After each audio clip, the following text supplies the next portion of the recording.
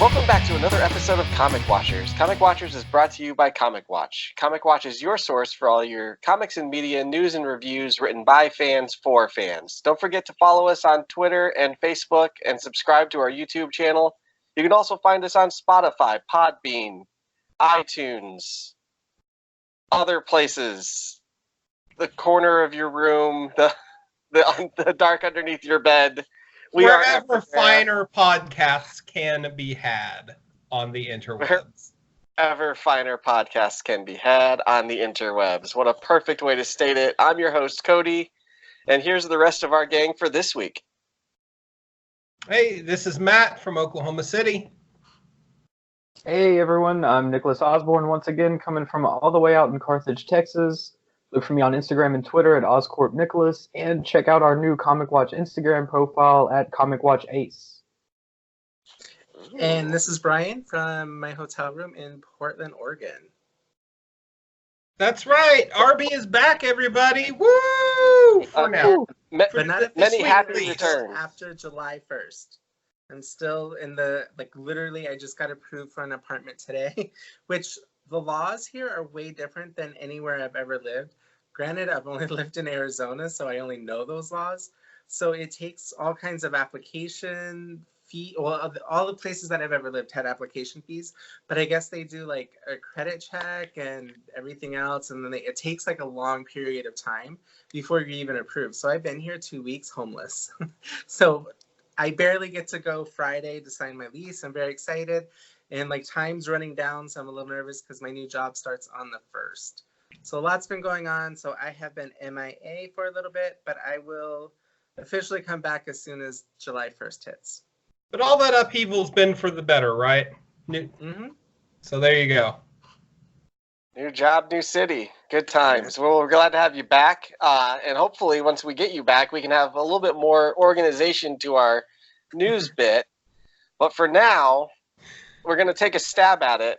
There's a couple of things that I've seen on the docket here the last couple of days. We got our first look at, and I don't know the actor's name, so I probably shouldn't have even said anything, at the DC Universe Titans Season 2 appearance of Superboy. Apparently Superboy will appear in the post-credit scene after the finale of Season 2, structured around the way he was in every comic iteration, right? Like he's freed from Cadmus, and he's obviously some kind of genetic clone on the run.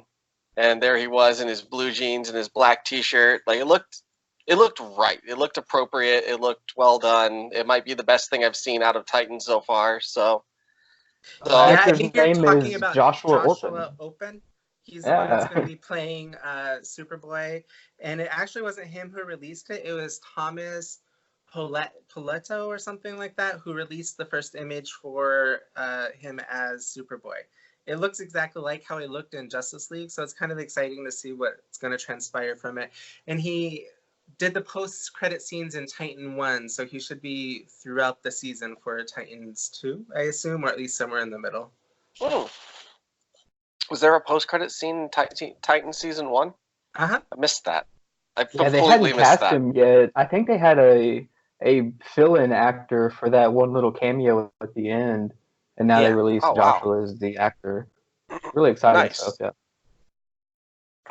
In other news, it looks like Jim Zub has a new Agents of Wakanda series on the way. That news came out this week. Also, Ed Brisson has an Alpha Flight series. How perfect to get their best Canadian writer on their best Canadian property. I look forward to both of those books. Brisson is just one of the writers, right? I think there's 3 different writers for 3 different stories, or they're collaborating in some way. It's not just Brisson, unfortunately.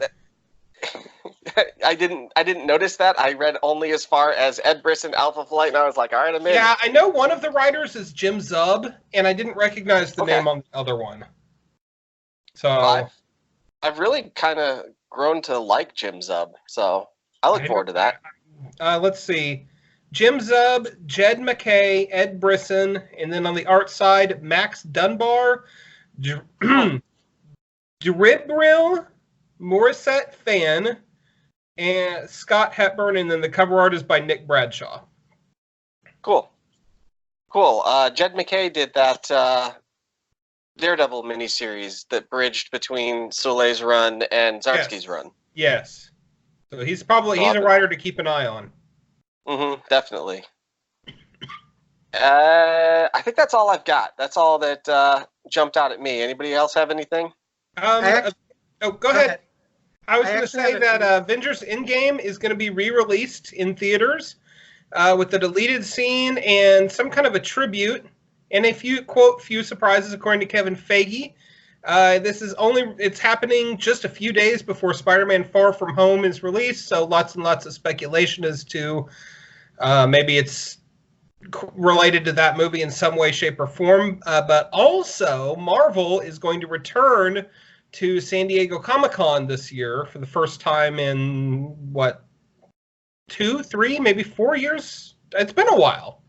And they've booked Hall H, which is, of course, the big stage for SDCC.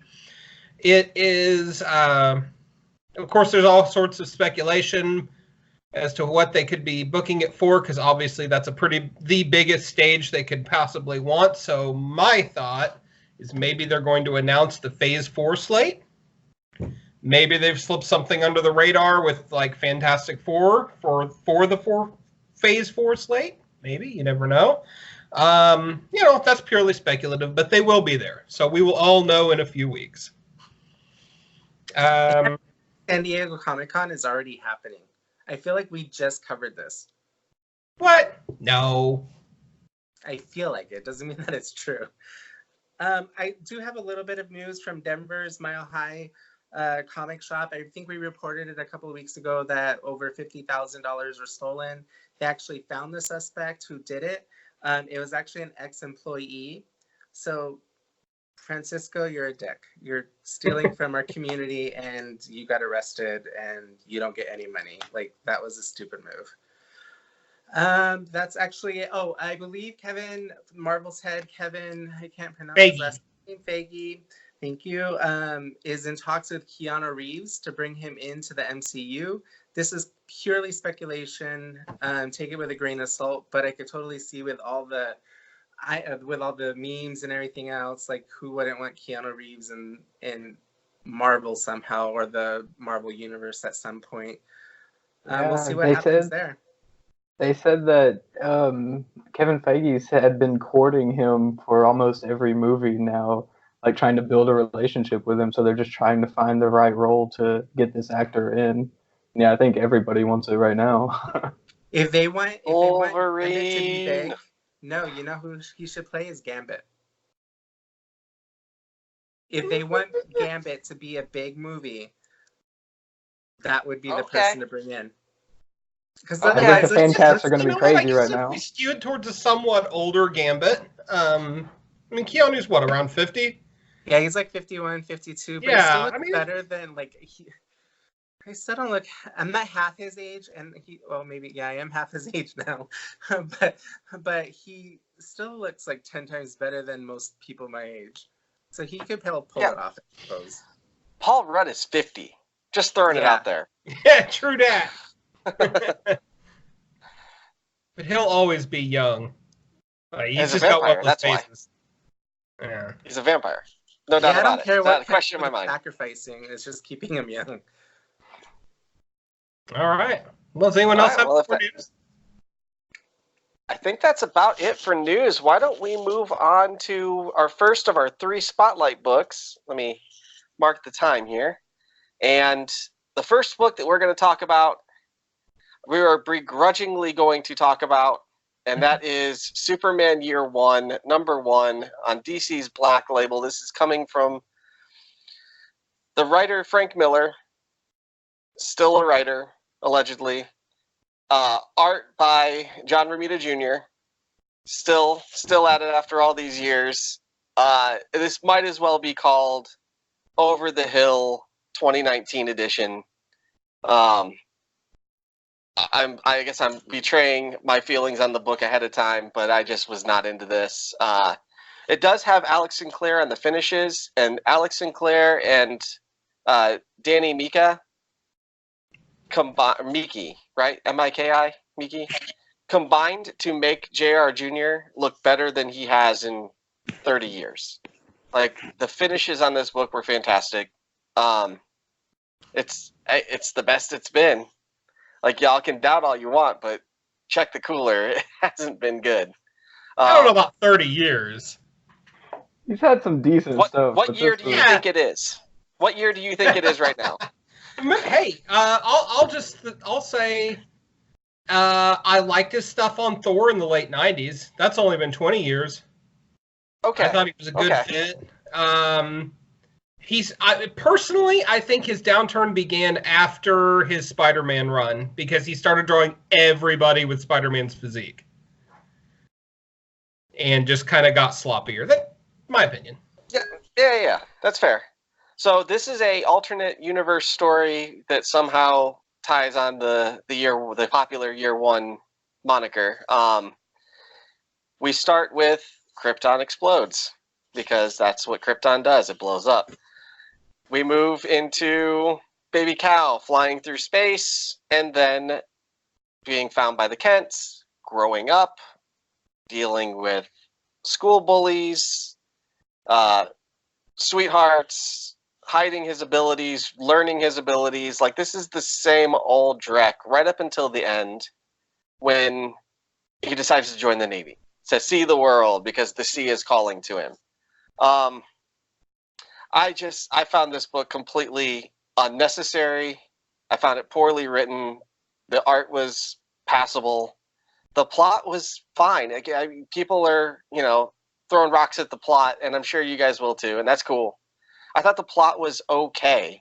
Like, if this wasn't Superman, the plot would be, a typical, standard, nothing out of the ordinary origin story from, birth to manhood. But beyond that, like, it just didn't bring anything new or interesting, and the writing was just so damn bad.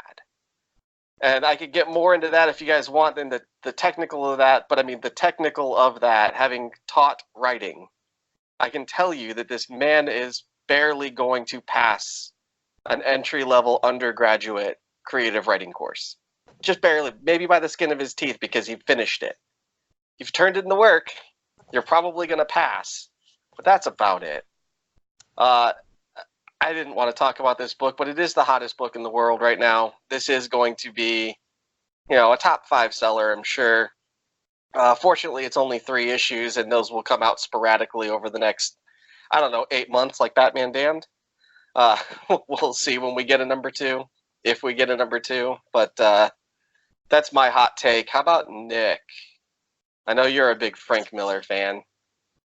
That's kind of the sad part, is I am like unabashed Frank Miller fan. I liked what he did, but I think you mentioned it in one of our talks that he just kind of has lost all of his tact and all of his ability to approach one of these stories that are high concept and sell it in a way that fits with this character. A lot of people are going to take issue with the year one moniker, but I ended up taking an issue with the Superman part of it. It was just not anything like what I wanted out of a Superman comic or what I was expecting. I don't know. Frank Miller does this. He's done some crazy things with Batman before, and All-Star Batman is notorious for it.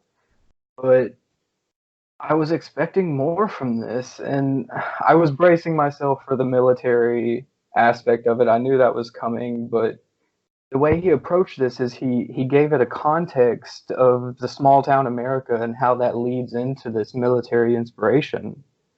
And I thought he reduced the experience of small town America into this stereotypical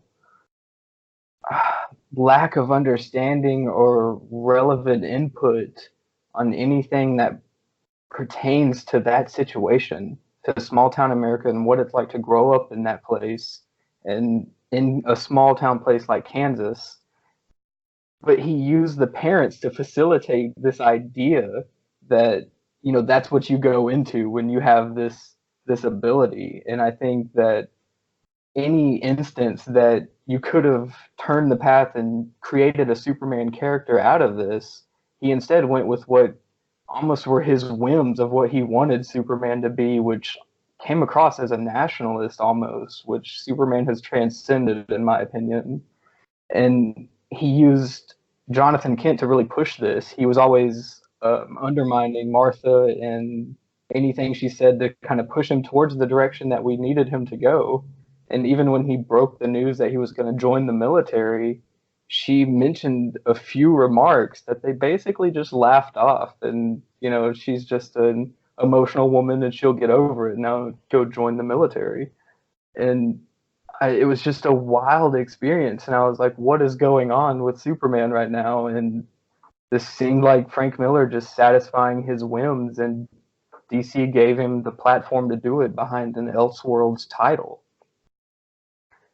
But aside from all of that, of what Frank Miller did to Superman, I think, yeah, it's technically incorrect and improficient on a lot of levels. And it's frustrating to even talk about. As I said, I'm a Frank Miller fan, so it's strange to even mention him in this light, because I was a fan of the Master Race that he did. I was pretty hyped for that, and it wasn't that bad. So him coming over to Superman, I thought maybe it could be good. And this is what we get. It's going to be divisive at the end of the day. I think it's going to be a few people loving it that are hardcore Frank Miller fans that can find something to love in it. But it's hard. And honestly, the art doesn't help. It's wacky proportions. The anatomy is all wrong. It's just not there. To me, it's a failure, just conceptual and execution across the board. Matt? Thank you. That was actually, you made some really thought-provoking points there, Nick. I appreciate that. I hadn't actually thought of it from the lens of small town life, but you're not wrong. Coming from sort of the Bible Belt area of the country where a lot of people look upon small town life as being exactly how it's stereotypically portrayed in this comic, that's extremely valid, what you had to bring to the conversation in regards to that. So thank you. So you guys were like really both very measured and calm and thoughtful in what you had to say. And JJ's not here right now, so I feel like I have to fall into the angry man role a little bit, just for some spice. But let's be fair, it's been over 20 years since Frank Miller wrote a book that was worth a damn. I can pinpoint it to the issue that it happened. It was Sin City Hell and Back number 8. The art looked like he drew it with his toes, and right as the story was supposed to be wrapping up, it veered off into this weird segue about a character that we knew nothing about. And literally since that issue, nothing has been the same for Frank Miller since. Then 9/11 happened, and he completely lost his mind. It's fair to say in some regards, in terms of his execution of stories, that he went into Sin City and never came out. And even here in Superman Year One, where I can tell he's trying in his own way to be less Frank Miller than Frank Miller. Even then, he still can't help it. You know, the constant voiceover, which adds nothing, is all these short clipped sentences spoken like somebody out of Sin City. And it's a little narrative tick that he developed along the way when he was exploring this hard-boiled world. And it just doesn't work for Superman. And in doing so, I thought it really threw the pacing out of whack. Because it's just, short clip, boom, boom, boom, boom, boom, boom. And every scene seems to progress in that manner. And so it sounds like it should be a book that feels like it's going faster than it should, and yet it felt like it took forever to get through this comic. Forever.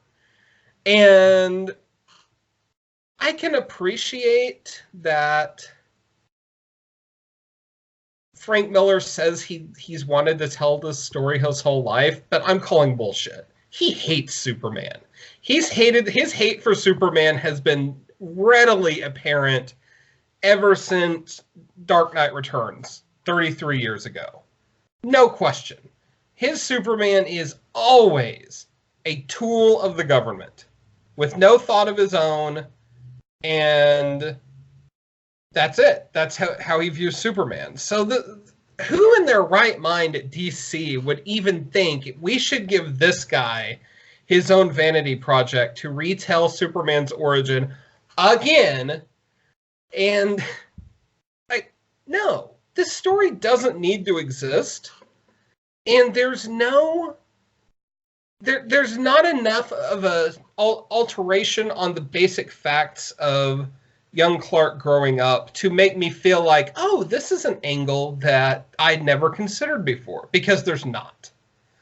The military angle feels extremely nationalistic or jingoistic, and it just comes out of nowhere, and frankly doesn't fit at all in with my understanding of the character, but it definitely fits with Frank Miller's history of the character, who again is just a government stooge, which to me is actually really damning in how he thinks of men and women that serve in the military. You know, is that how you see people that enlist? As just tools? I mean, dude, maybe I'm wrong. Maybe I'm overthinking it. I kind of hope I am, because that's really shitty. But I can't shake that feeling that that's what he's going for. Are there some notes that hit? Yeah, there are some notes that hit. Oh, if they hit, fine. They're okay. Learning to fly, playing catch with his dad. These are all fine. But the big moment for me in this story where Frank Miller just couldn't stop being Frank Miller is the scene where Lana Lang is almost raped by boys in the high school. This scene has no place in a Superman story whatsoever. I don't care if it's Elseworlds. This is Superman, and you've got Lana Lang being almost raped. Bullshit.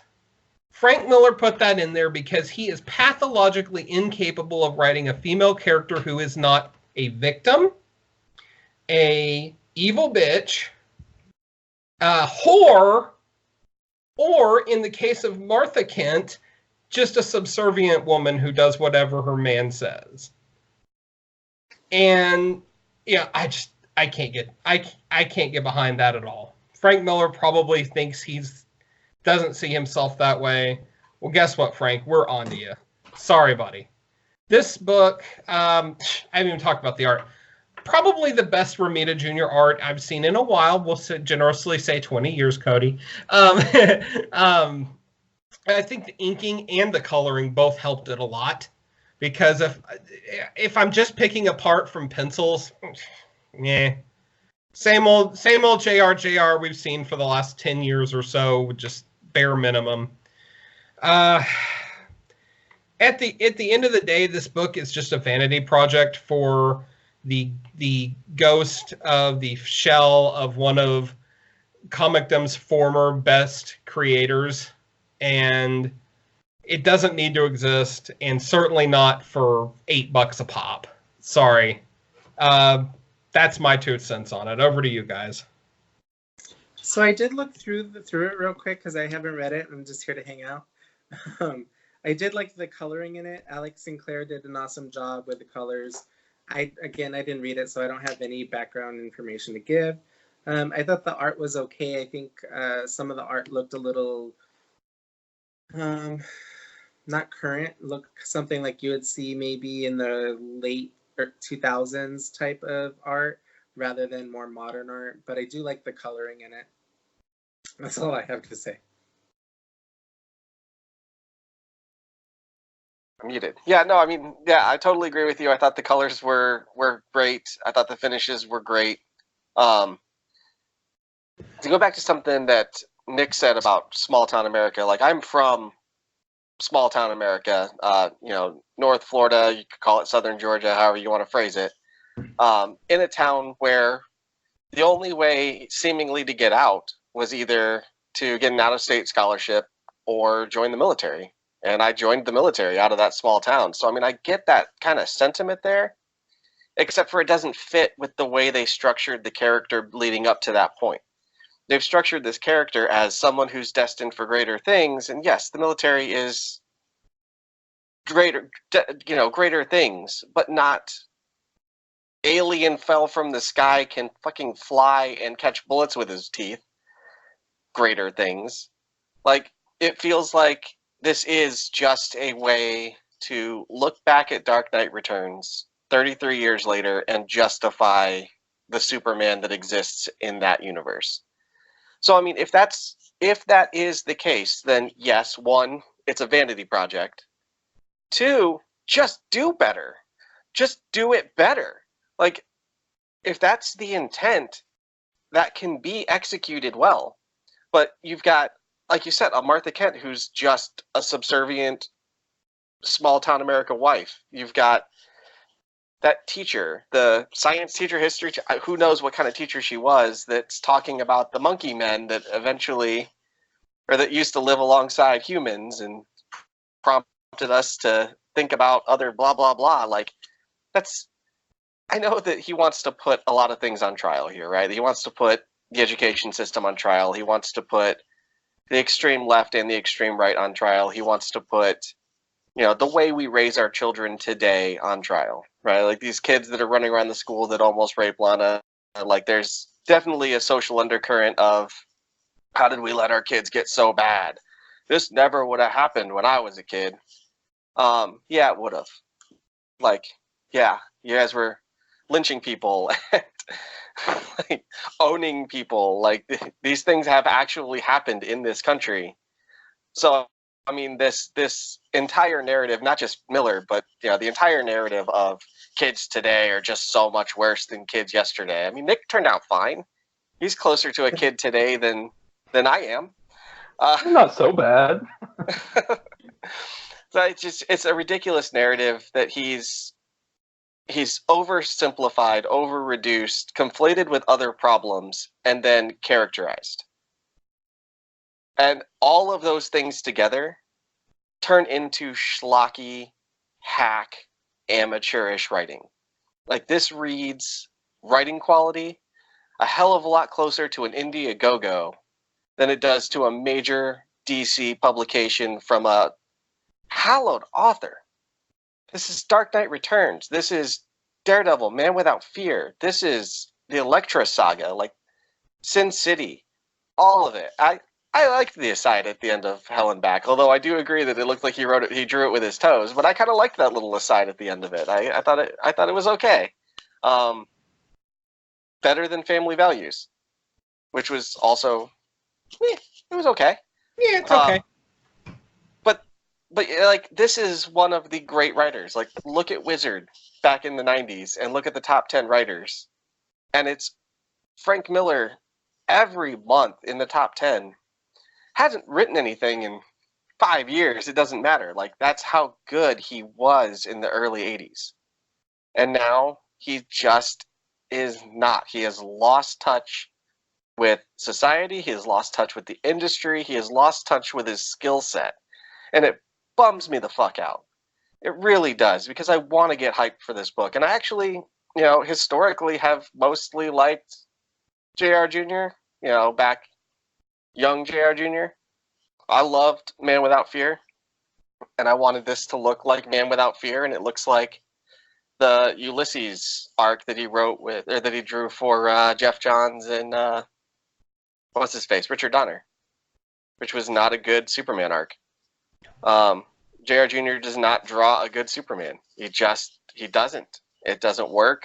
Both of these guys have wandered out of their lane and are now playing the wrong sport. Like they brought a baseball bat to the football field, and it just doesn't work. Nothing about this book to me works. And that's all I got to say about that. I do have one extra thing. You spoke towards like the sentiment he's trying to hint towards about getting out of a small town and joining the military. I think he started at wanting to put Superman in the military. That was his concept for this story.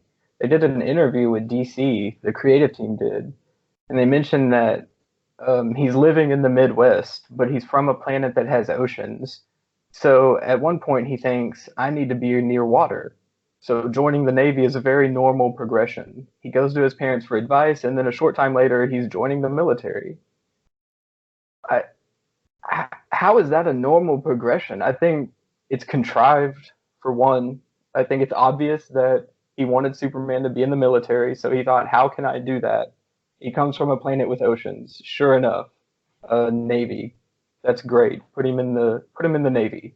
And I think that's how we get to that point. So I think everything that's leading up to that, I think Cody spoke directly to it and kind of saw right through it that it's just poor writing because it's contrived trying to get to this concept that doesn't work. It's fundamentally wrong. That's it. Well, yeah, I mean, I live on a planet with oceans, and I didn't just run out and join the Navy. I mean, just throwing That's that not a out. natural progression. Most of us didn't, actually. Now that I think about it, it's really weird. It's like it's a contrivance or something. You're right. Yeah, I mean, I joined the army.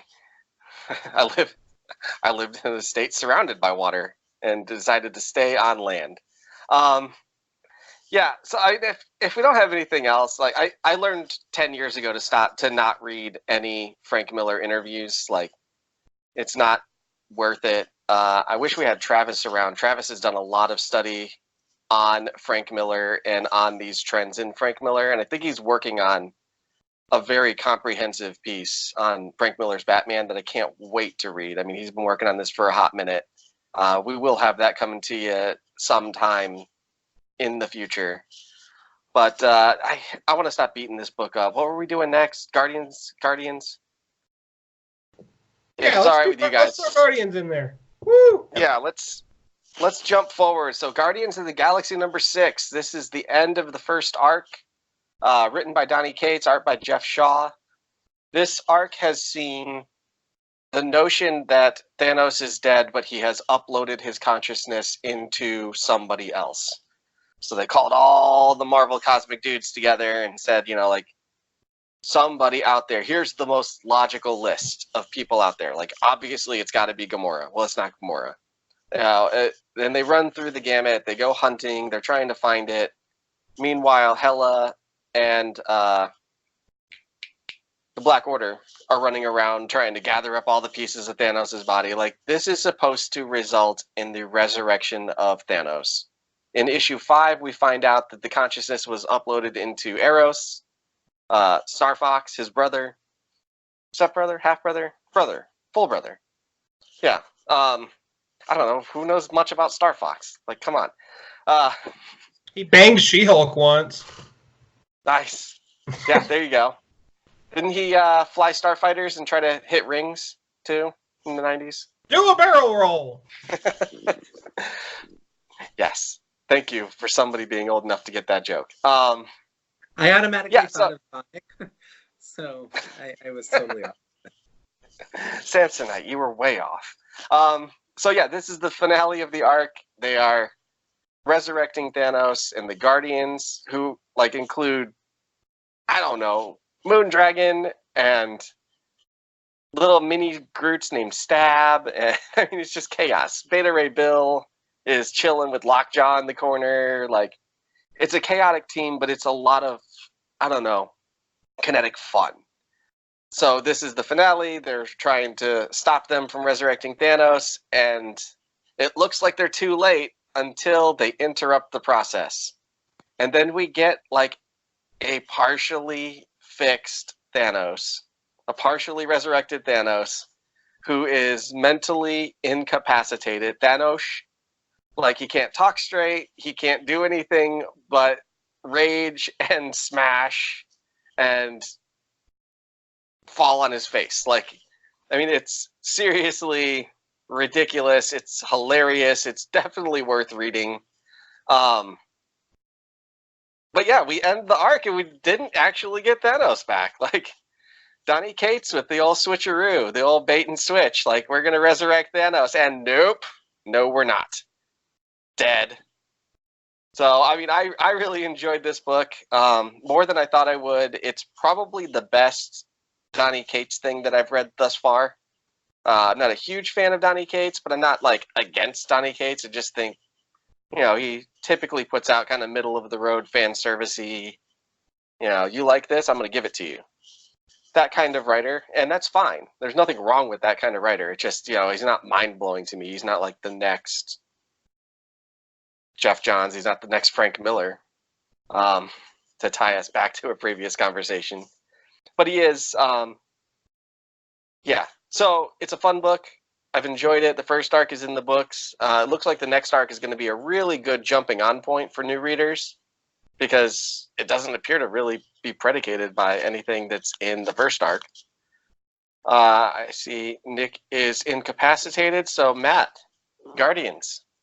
Yeah, this has been a really fun book so far. I feel like the Guardians were maybe a little due for a shakeup, so I'm not opposed to that. I love this new lineup because it utilizes a lot of deep bench players from Marvel's Cosmic Set, like Phyla Vell, who even remembered her from, well, Cody and I did, because we're big loyalists to Peter David's Captain Marvel run. Hoorah! But, yeah, Moondragon, I mean, she pops up whenever they feel like it, but Beta Ray Bill is there, and, yeah, hang on. Dang.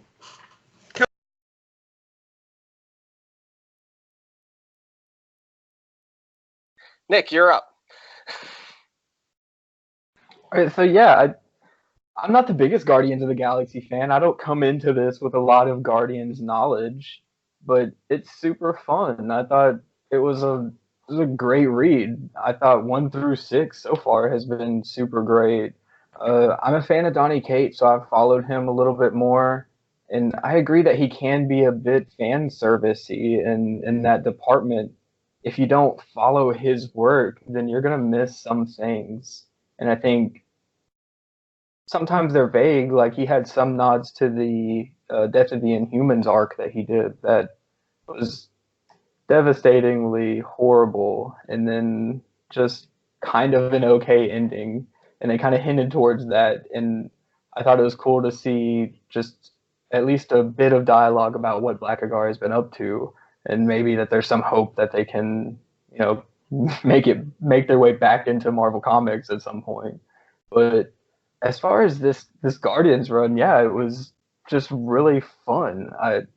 And that's kind of, I guess, what I want from a Guardians comic.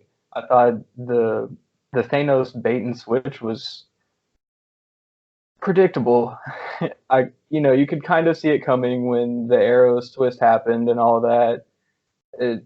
He's going to wrap it up in some way. I thought the Black Portal gun that was used in the first issue was cool to bring that back around. Is Thanos really dead after being hit with that? Because it just warped all the cosmic heroes to another reality or dimension that Silver Surfer Black picked up on, which falls deep into Donny Cates' lore, because that brings in Null, and that's where he gets very fan servicey in this arc that he's building, this story that's overarching multiple titles now. But yeah, I thought Thanos was hilarious. It was a bit Sean Connery in its delivery, but it was funny, and I thought the way he pulled together such a huge cast of characters. He brought in a lot of different cosmic characters that he's touched on a lot lately, like the Ghost Rider and Frank Castle version of him, at least. And it was also he brought him to hell in this issue. I believe that he had disintegrated, and he comes in to see the original Ghost Rider, or the one we all love, Johnny Blaze. I thought it was cool, so I guess we'll have to check out Avengers 22. That was the nod to see that continuation, but he does that so much. He drops little breadcrumbs here and there that he's always picking up on, either in this series or another series, that you're constantly having to check him out. And I can see why I'm a fan of him. I see why other people are a fan of him because he does deliver. He's a, you like this, I'm going to give you that and more in other titles as well. So it's easy. It's an easy rabbit hole to fall into, and I think Guardians really delivers on that. And this arc feels completed. It feels like there's a beginning, a middle, and an end. So it's satisfying in those terms. Artwork from Jeff Shaw is just amazing. I loved it from the start. I don't think there was one issue that I wasn't impressed at, you know. But Cates just delivers for this one. It wasn't some complex story that had a metaphorical meaning that's touching to reality or anything. It knows what it is. It's the hilarious, action-packed, fun time, and I thought he delivered that. And now it's on to the story about Rocket and what he's been up to and his little hideaway with all the guns and everything. But you know, it's going to be more of the Donny Cates thing, where if you're a fan of him, you're probably going to like what he's coming up with next. But if this didn't get you going, you're probably just going to think it's more of the same, and that's okay. I think there's room for everybody, and these writers work well in comics and this type of work, especially for the big two like Marvel and DC. And Donny Cates just celebrated, I think, his second year working with Marvel. And I think today or yesterday, he tweeted that he turned in his most important comic yet. So it's interesting to see what he has in the works, and he's just a fun writer to follow. But Matt, you want to take it? Yeah, sorry about that. I mean, a cat that was up to no good on the other side of the room. I had to step away rather rapidly. But Nick, I think you kind of said a lot of what I was thinking, in that this book is just a hell of a lot of fun. You can pick it up and read it and enjoy it and put it down in a relatively brief amount of time. I read issues 5 and 6 in about 14 minutes, which, you know, whatever.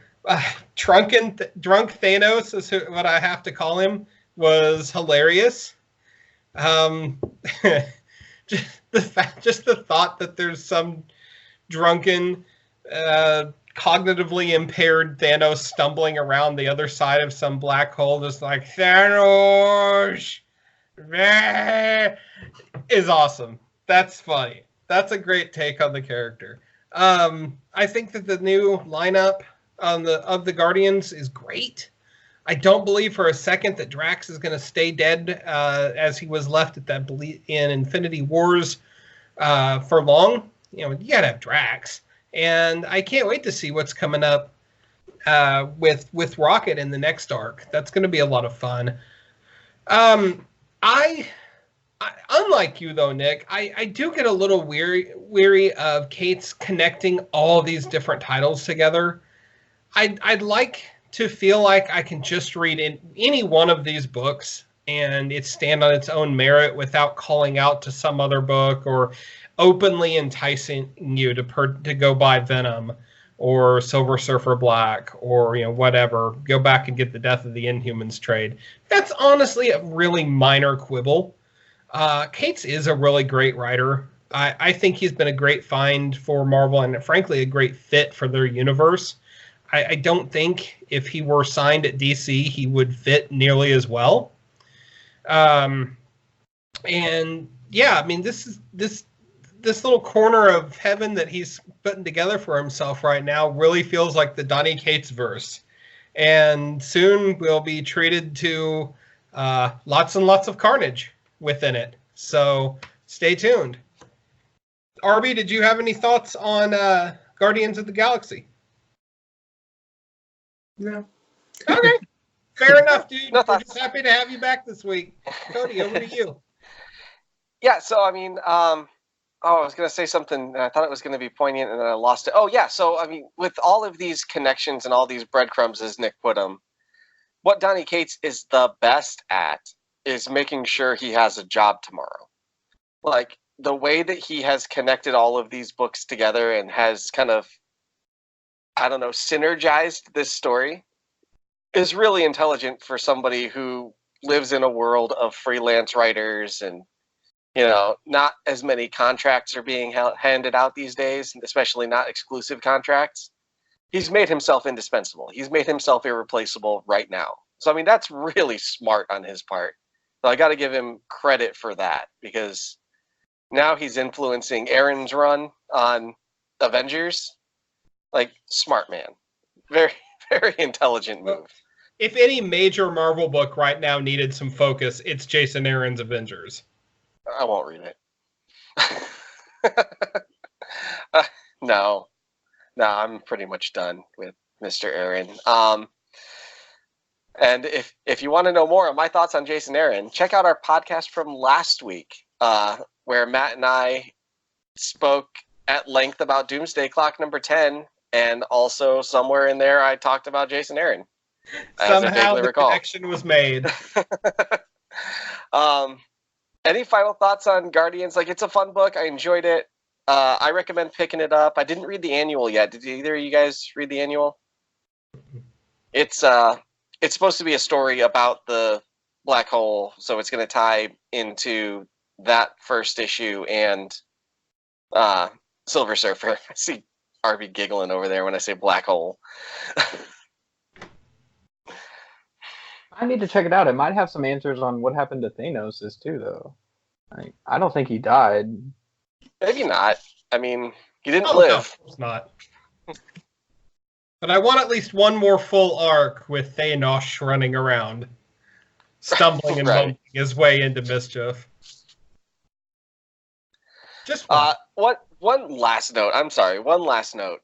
When Thor Ragnarok hit the theaters, right, and we knew that Infinity Wars was coming, my wife and I watched it and said, damn, what a smart move. They can replace death with Hela because she is the goddess of death. And then they didn't. And then they just let it go. And they came up with the whole greater good bullshit argument that Thanos had in Infinity War. And now we're finally seeing it. Now we're finally seeing somebody who saw what we saw and said, no, Hela belongs with Thanos. It makes sense. I'm really happy to see that. So major kudos for that, for being as smart as my wife and I guess. Way to go, Donny Cates. I hate to tell you that, but Donny Cates didn't come up with that. I'm pretty sure it was in Aaron's Thor run. If JJ was here, he would back me on that. I know. I didn't want to bring up a sore spot, but that's okay. That's okay. No, okay. I could be wrong. I could be wrong. Well, fair enough. Either way, I think we'll it's leave that. I like it. We'll stop kicking Jason Aaron around for this week. Maybe. No promises. Okay. So if we have nothing else, our final book for this week, actually a two-parter, is the major events in The Walking Dead, number 191 and 192. It's had time to breathe long enough that I feel like we're completely safe from spoiling this massive moment. Of course, Walking Dead, Image Comics. This is Kirkman and Allard? Adler. Charlie Adler, yes. Charlie Adlard on the art. I actually haven't been following the comics. I've been following the show since day one. It's a long, tragic story. Anyway, this is the moment that Walking Dead fans dreaded. This is the moment they never thought they would see happen. This is Kirkman's Faulkner moment. Kill your darlings. Rick Grimes is dead. And Rick Grimes is indisputably dead. And now I'm going to turn it over to Nick to talk about it, because I know you and Matt have both been following since day one. I read these issues. I thought they were masterful. I thought they were really well done. It really makes me want to finally do the deep dive and get caught up on this book. But yes, Nick, take it away.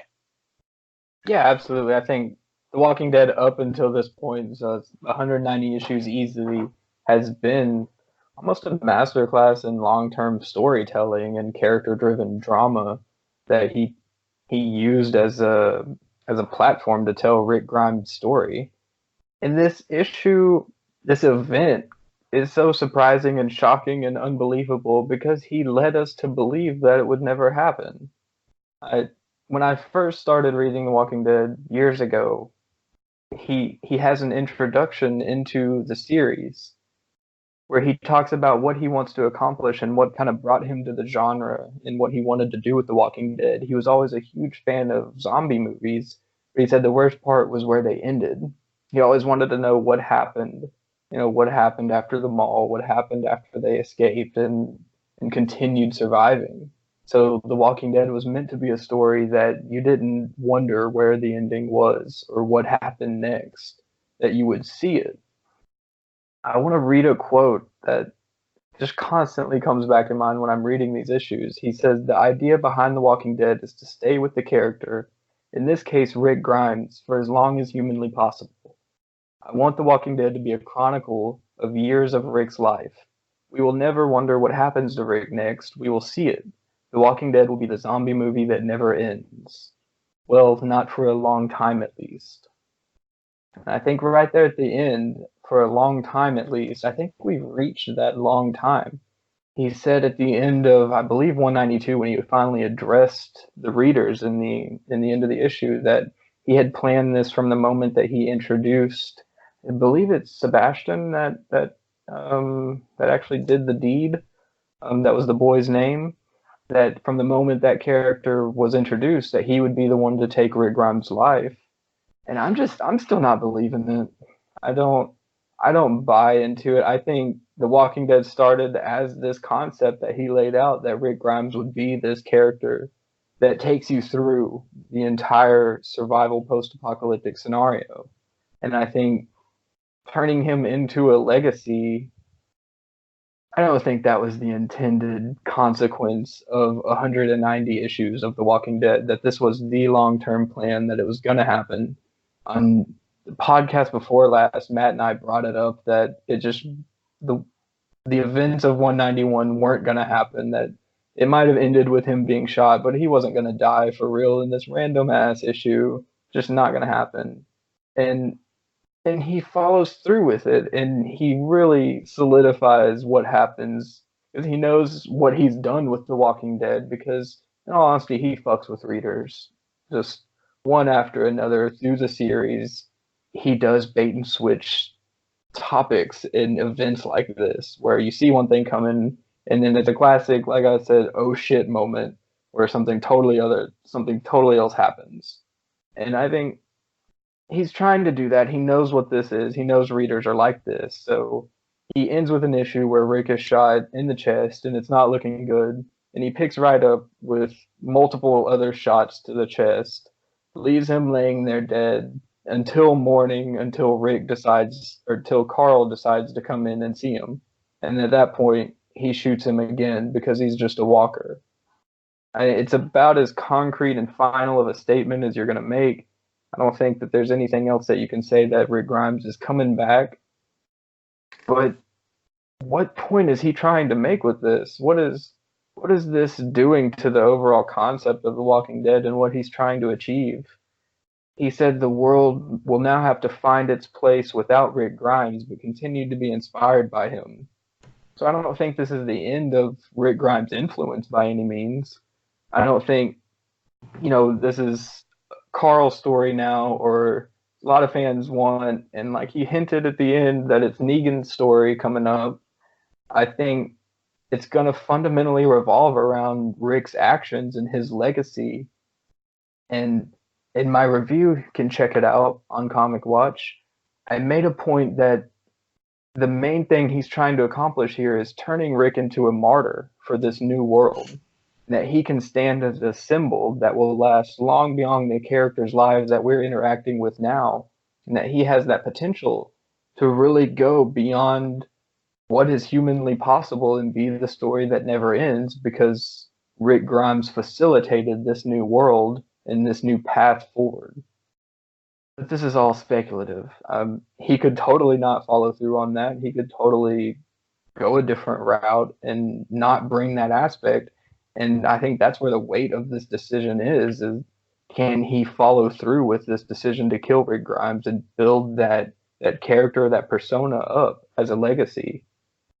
And time will tell from here, but if he focuses purely on Negan and just devotes it to a Carl story, we're going to lose the legacy of the 190 issues of The Walking Dead and everything that Rick Grimes has built up.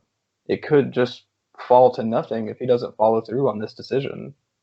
And he's proven time and time again that he can do this type of storytelling. I mean, Andrea's death was a full issue of just trauma, and the machine keeps rolling with The Walking Dead.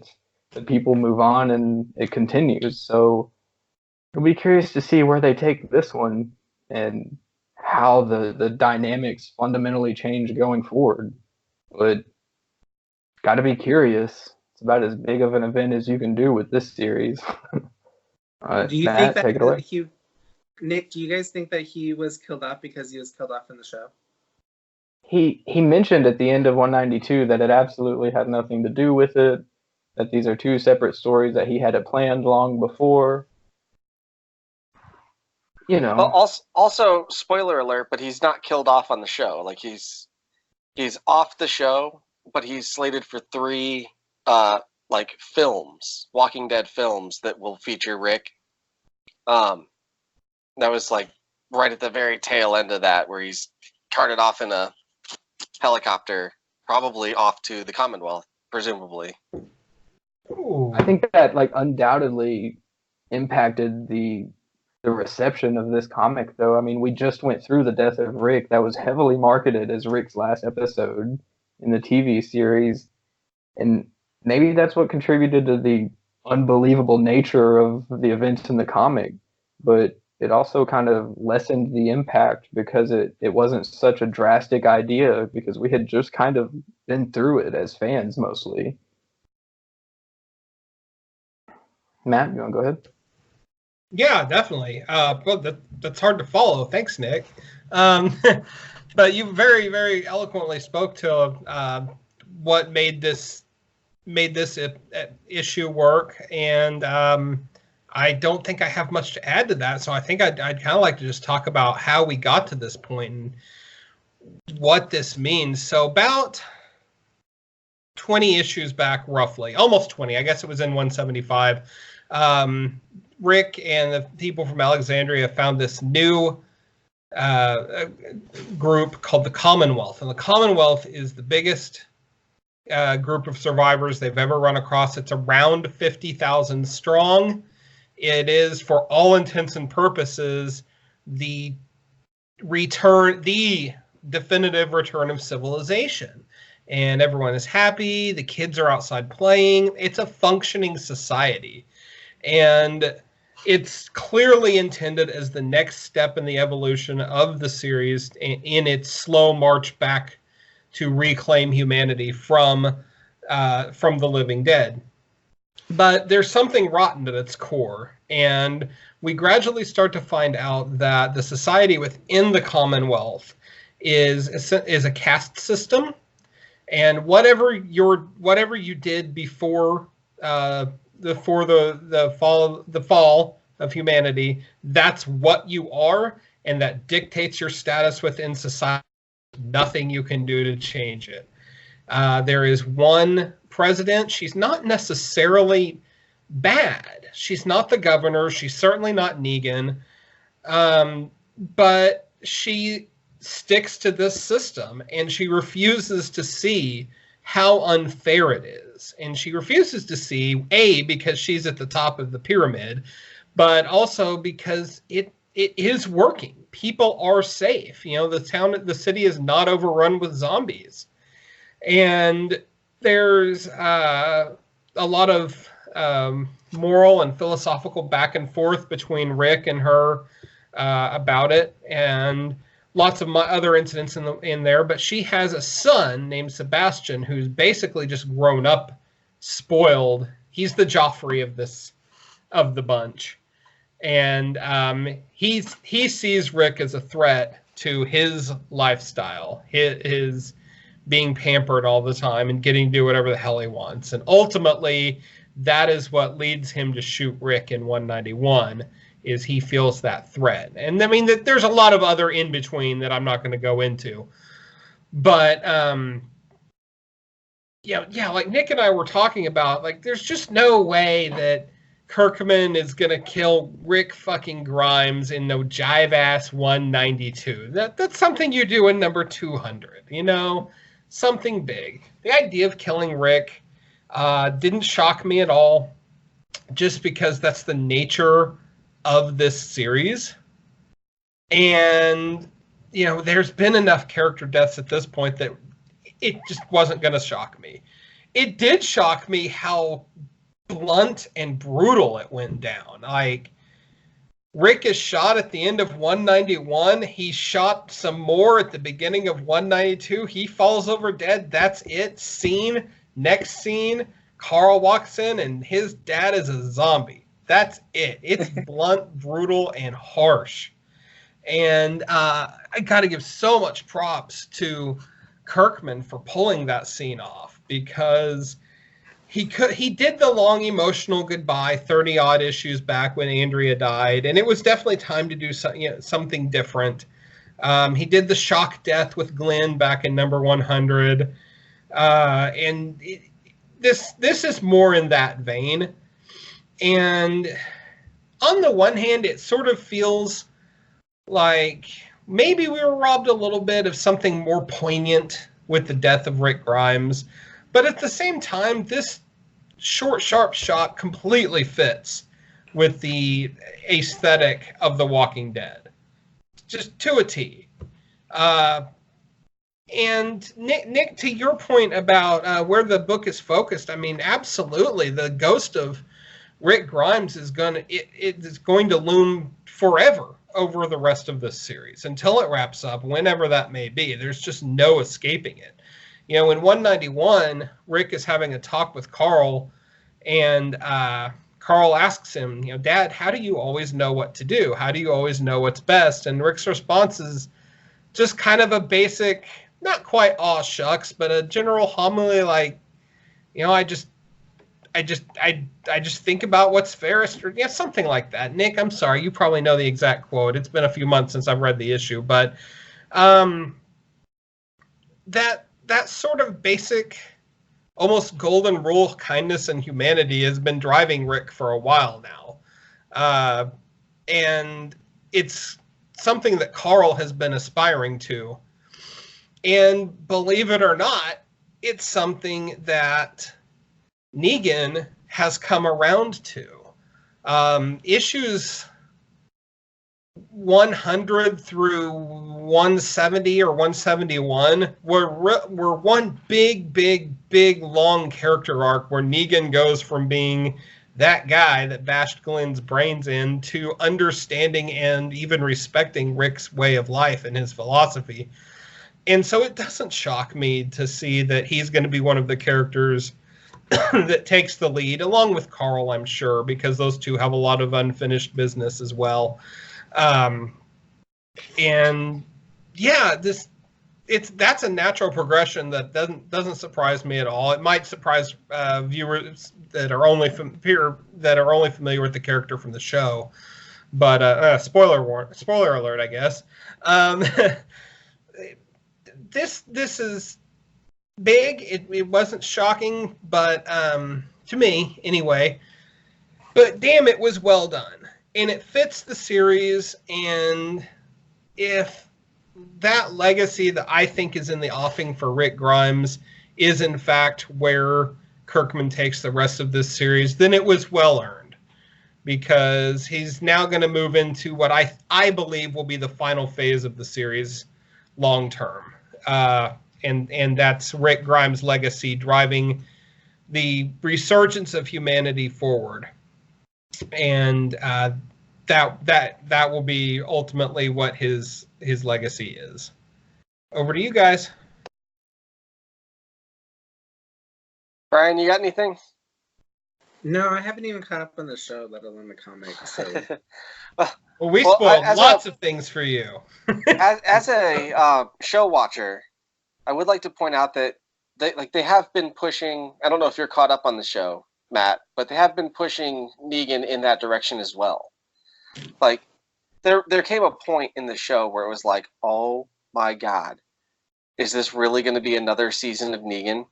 Like, I'm so tired of fighting Negan, of fighting the Saviors, of like, when is this war going to end? It was like 3 seasons of the war with Negan, and then Negan is still alive at the end of that war, and that was a big shock to me.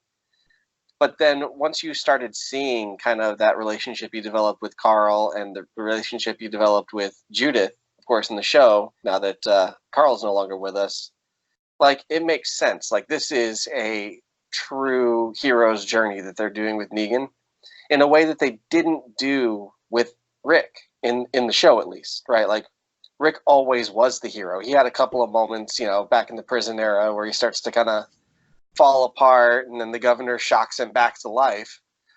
But I mean, for the most part, Rick was just the hero, and Negan really felt like he took Rick's place as the central figure.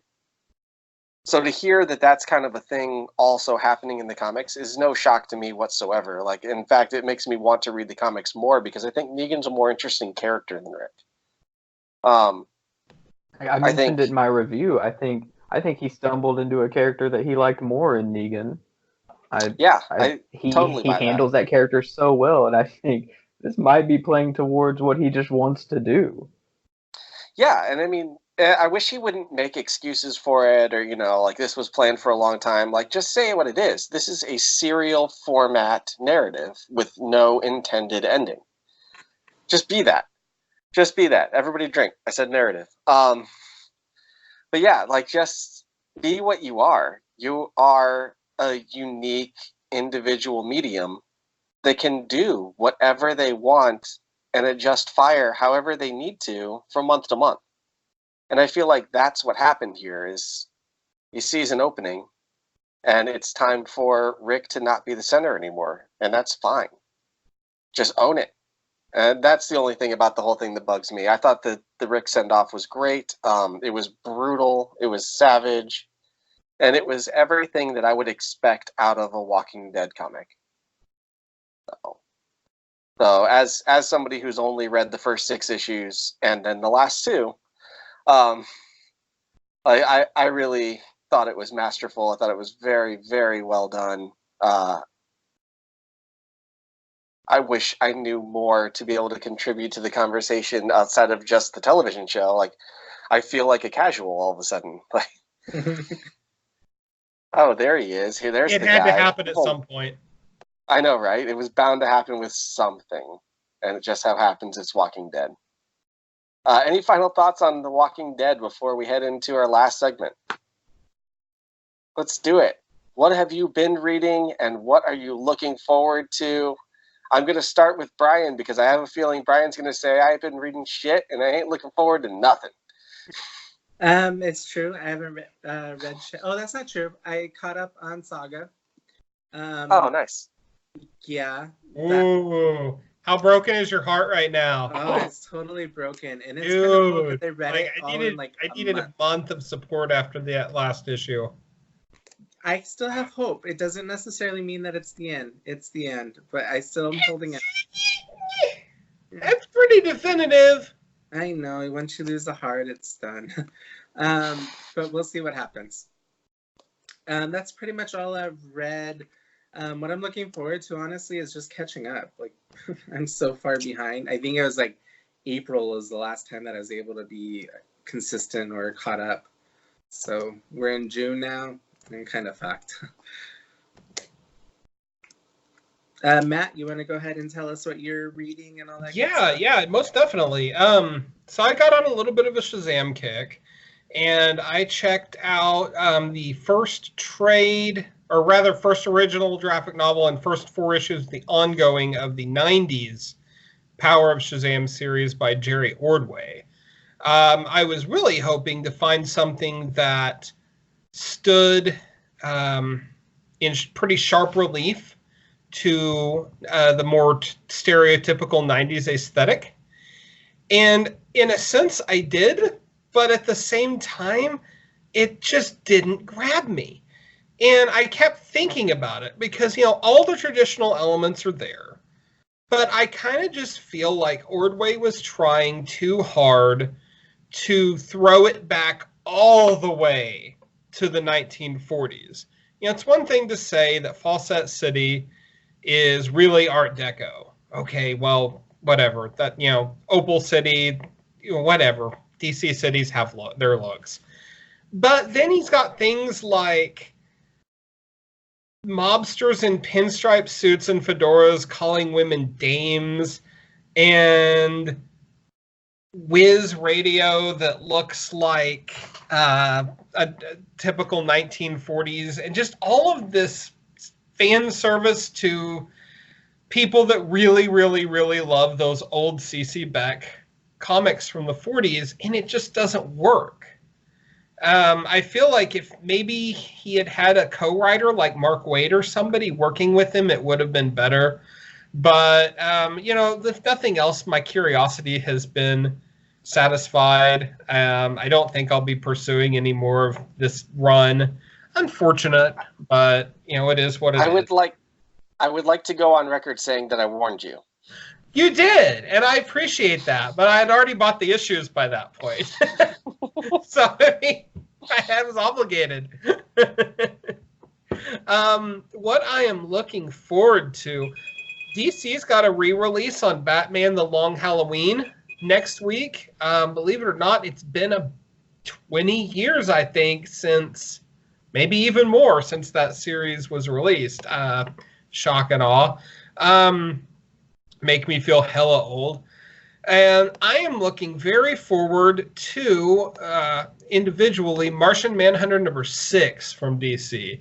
This is kind of the big one that Steve Orlando and Riley Rossmo has been building towards, where we're finally going to see the thought plague unleashed on Mars and the tragedy of John Jones losing not just his family, but his entire world. This has been a crazy, very, very esoteric comic from the get-go. It is absolutely not for everybody, and I totally own that, especially on the art side. I get it, but it's had a lot of heart, a whole lot of heart. And ever since issue 1, when we found out about the thought plague that was called Hronmir's Curse, that is kind of a psychic virus working its way through the Mars society, but a government that is unwilling to acknowledge it, much less do anything about it substantial, has just sort of been this slow building train wreck that has inevitably leading to this moment. And it's an awesome tragedy. Well, awesome in a bad way. That was poor wording. My inner Trump came out. It's this big, huge tragedy that is going to be worth the read, even if you haven't checked anything else out on this book. Number 6, I think, is going to be something special. So that's me. Nick, how about you? It's interesting that you got into a Shazam run, because I've also been reading Shazam. I'd never have read any of the character. This is me first time digging into it. I didn't go see the movie because I hadn't read any of Shazam comics. I didn't know what to expect, so I wasn't that excited for it. And now I kind of regret that. I jumped in with Jeff Johns' current run, which maybe not be the best run to jump into, but it was good enough to get me started on it. I'm a big fan of Jeff Johns, so I knew it'd be a good introduction for me. And it's just amazing. I loved it.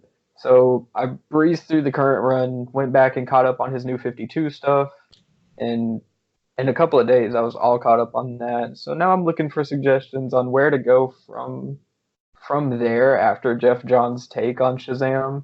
But it was just really great. Sorry. Well, if I can make a suggestion on that, I recommend going back to Jeff Johns' JSA run, where for the bulk of the series anyway, Captain Marvel, or Shazam, as you will, is a member of the team, and there's some really good stuff in there with him, and especially and Black Adam. I actually just picked up a JSA trade that has Jeff Johns in it. I just haven't gotten to that point yet. I'm still in Silver Age stuff. Such a good series. Such a good series. Cool. I also recommend Judd Winnick's Trial of Shazam, Trials of Shazam. Really enjoyed that series. I like Judd Winnick. You shut your mouth. I like Judd Winnick a lot, and I like him as a person as well, and that helps. I like him as a person, definitely. that definitely goes a long way. His Hilo series, which is from Random House, it's a kid series about a cyborg from an alternate dimension that is dropped in our dimension and is dealing with all the interdimensional problems. My daughter and I read that all the time. Like, it's a great series. Anyway, Very that, cool. Jeff Smith's Shazam and the Monster Society.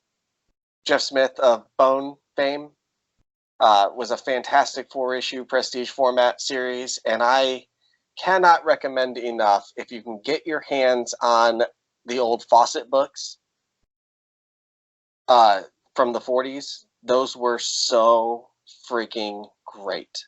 Like, to me, the best of the golden age was Fawcett Shazam. Awesome. Wow.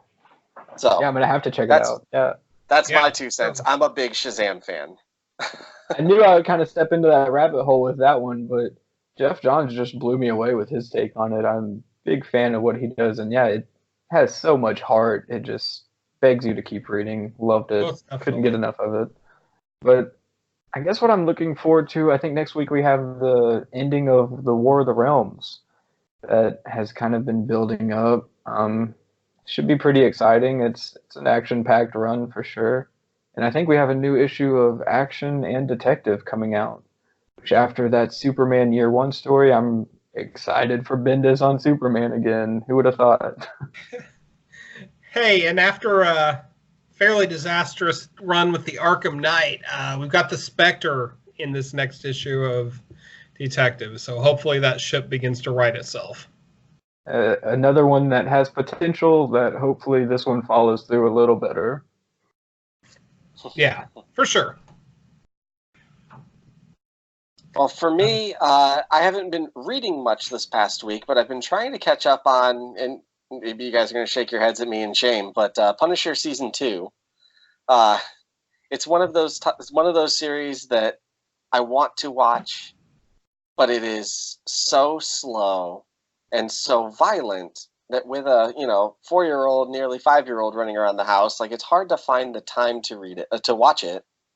In addition to the fact, my wife was deployed for months, so we were apart and we wanted to watch it together. Like, she watches all the comic shows with me. So, I mean, like, we're finally getting through it, and we're finally getting to the good stuff. So that's been a lot of fun to kind of hack our way through that season. Like, for the first 3 or 4 episodes that we watched as we picked it back up at, like, episode 5 or so, it was like, oh my god, this is the slowest Marvel show of all time.